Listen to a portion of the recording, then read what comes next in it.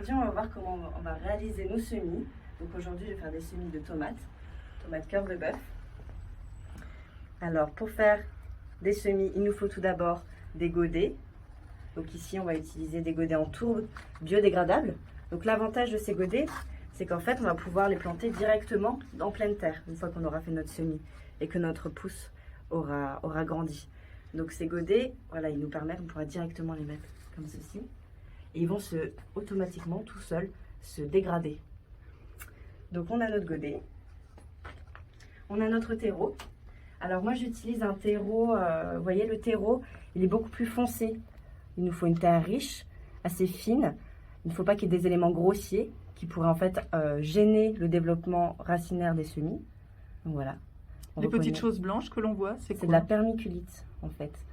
Ça retient l'eau, ça draine aussi. L'important en fait dans les godets en tourbe, ce qui est intéressant, c'est que l'eau va pouvoir circuler. Il ne faut pas qu'elle stagne dans l'autre godet, sinon en fait ça risque de faire moisir, pourrir les racines. Donc c'est très très important que l'eau circule.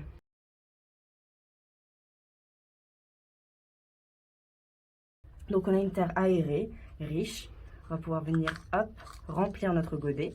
Donc il ne faut pas hésiter, voilà, faut vraiment le remplir quasiment jusqu'à ras-bord, parce que sinon votre petite pousse va chercher la lumière et elle va elle va grandir comme ça, elle va avoir une grande tige, elle va chercher la lumière et votre semis sera beaucoup plus fragile.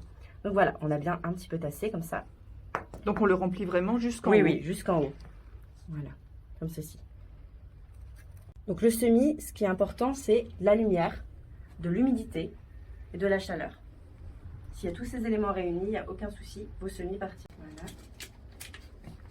Vous en mettez quelques-unes dans votre main. Voilà. Donc on a vraiment plutôt des petites graines. Donc ces petites graines, en fait, elles n'ont pas besoin d'être semées très en profondeur.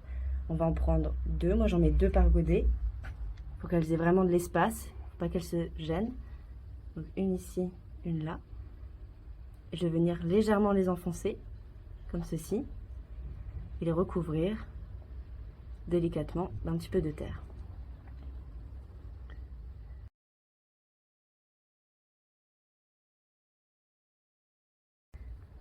Maintenant, il ne reste plus qu'à arroser.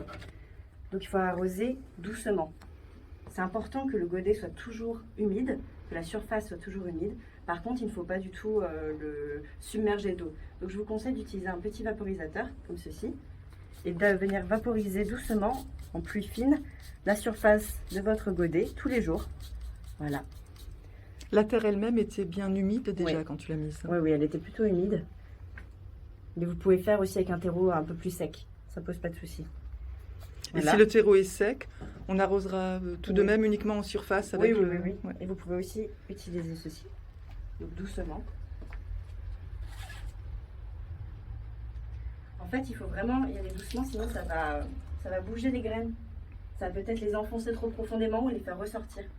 Voilà, et vous faites ça tous les jours. Vous n'avez plus qu'à poser votre godet avec vos petites graines proche d'une fenêtre, au chaud, et les regarder pousser. Merci. Merci Zoé.